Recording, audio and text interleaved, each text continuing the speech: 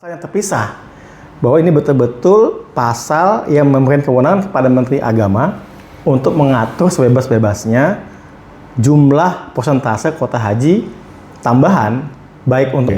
Nah, itu apa tuh Bang maksudnya? Kok satu ayat dalam pasal 9 ini mengatakan pengisian kuota haji tambahan itu dengan peraturan menteri, sedangkan yang terbit oleh Pak Menteri ini adalah SK bentuknya, keputusan Menko dan kuota haji tambahan.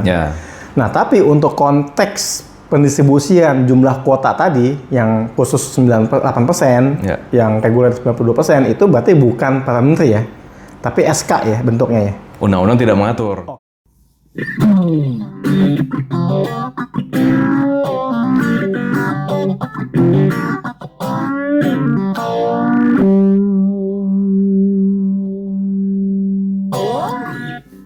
Selamat siang teman-teman semua. Assalamualaikum warahmatullahi wabarakatuh. Waalaikumsalam.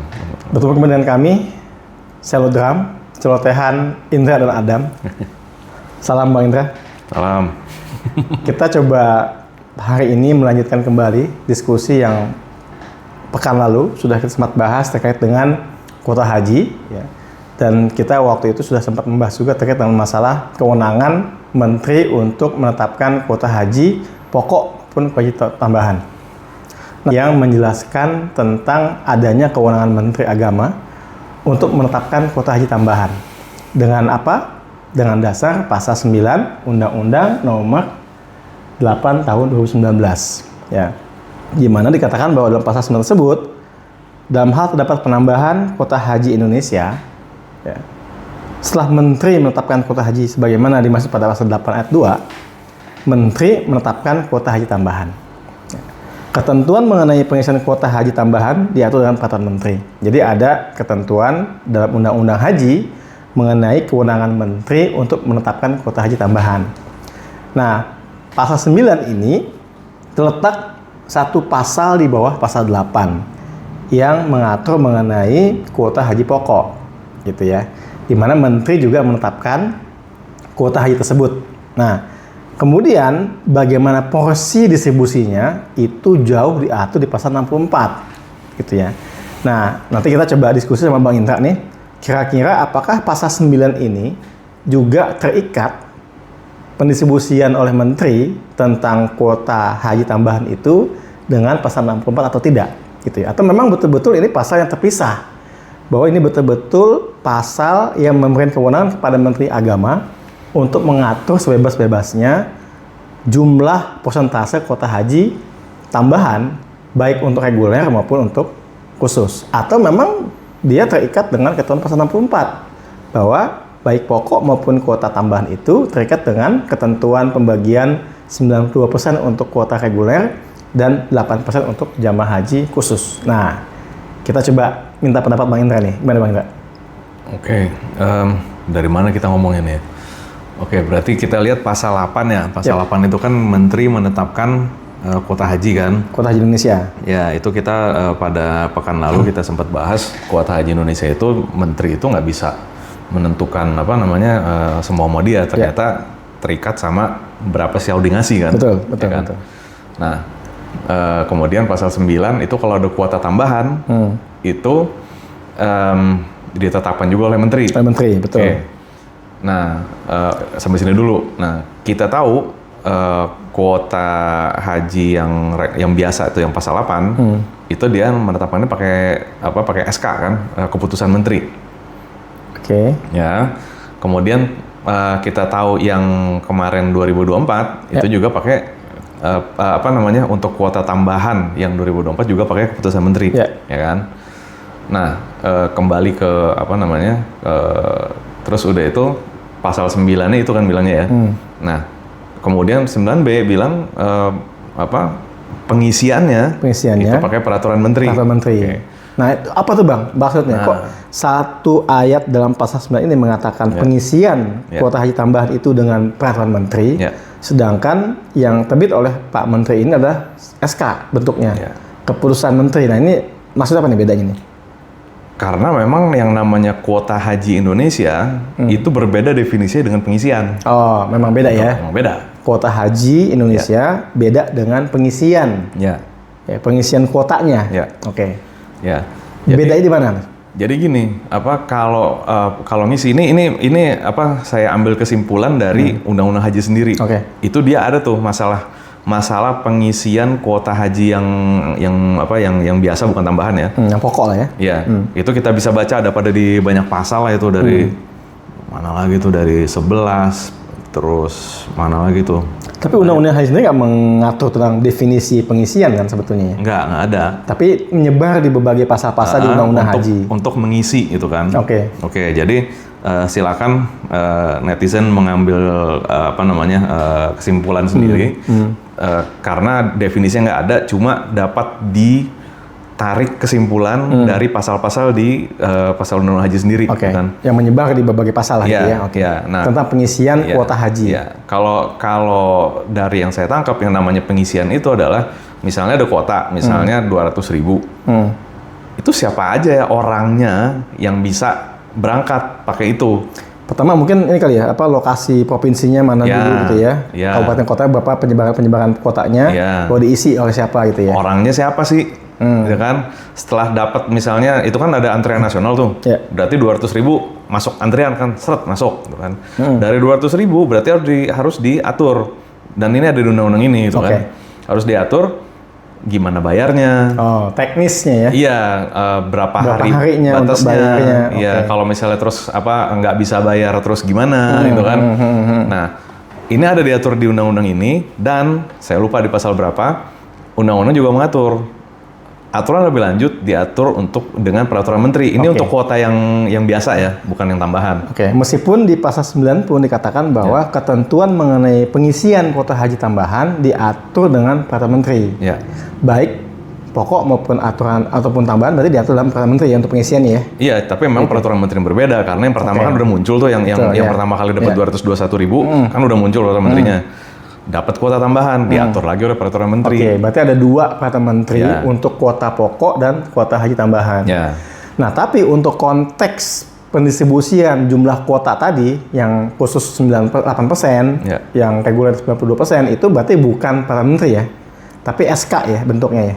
Undang-undang tidak mengatur. Undang-undang nggak bilang harus surat keputusan atau harus pakai peraturan. Undang-undang tidak mengatur gitu kan.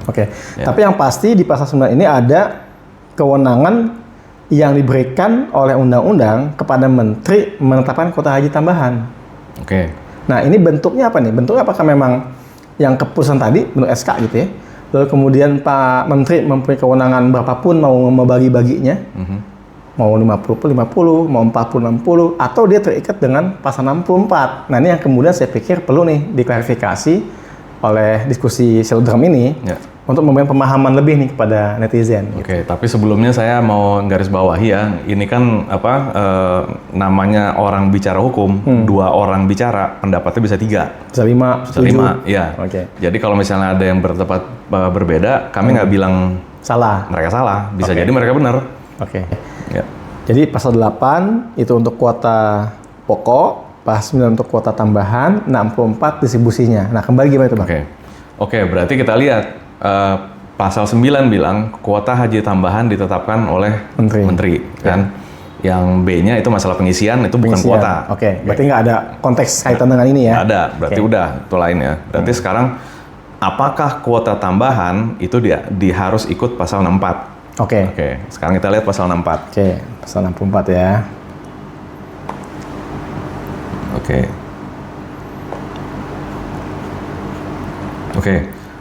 Katanya pasal 64, Menteri menetapkan kuota haji khusus.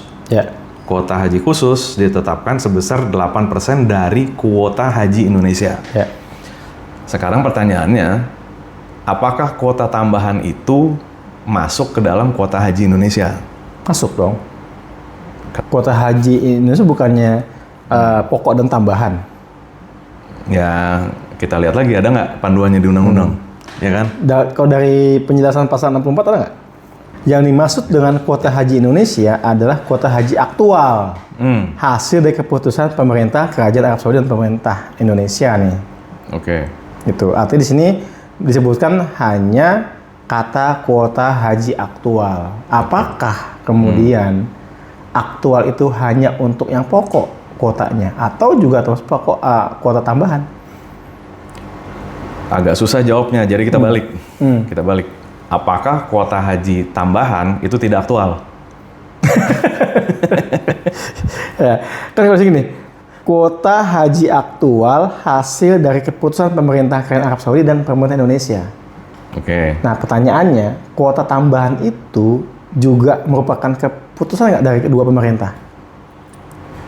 Sehingga dapat dikatakan aktual atau non aktual. Jadi kayaknya gini, kan Saudi misalnya ngasih 200, totalnya berarti 200, jangan ngomong tambahan dulu ya. Oke. Misalnya 211.000 lah. 221.000, 221.000 ya kan? Ya. Itu dikasih sama Saudi. Kita bisa memenuhi itu atau enggak? Kan, bisa teknis, bisa terus yang daftarnya nggak nyampe segitu, gitu kan? Kalau misalnya diputuskan, oke, kita hanya bisa berangkatin 200.000, kan? Berarti aktualnya kan 200.000. Aktual itu berarti yang berangkat? Sepertinya begitu. Oke.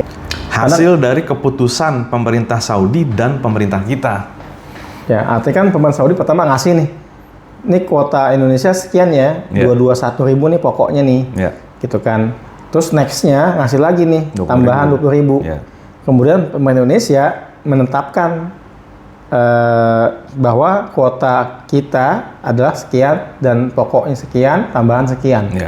Nah, dari situlah kemudian dapat nggak dikatakan bahwa gabungan antara keduanya itu yang aktual, yang memang kemudian berangkat. Yang bisa berangkat berarti maksudnya ya?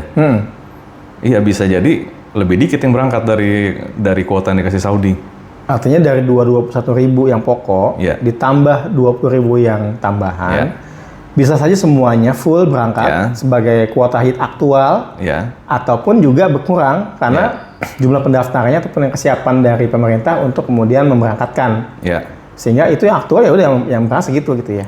Iya, setahu saya itu tahun sebelumnya lupa saya 2022 atau 2023 tuh pernah kan dikasih tambahan itu berapa ya, 8.000 sama 10.000. Jadi tahun 2022 10.000, 2023 8.000. Iya, ada yang nggak dipakai kan? Ya. Ada yang nggak dipakai gitu. Jadi misalnya saat itu ya, misalnya setelah dengan totalnya itu saya lupa berapa, tapi anggap aja misalnya nih 100.000 gitu. Ternyata setelah ditambah 110.000, yang 10.000 nggak dipakai karena nggak siap gitu kan. Nah, aktualnya berarti 100.000 bukan 110. Berarti hasil keputusan pemerintah Saudi dan Indonesia.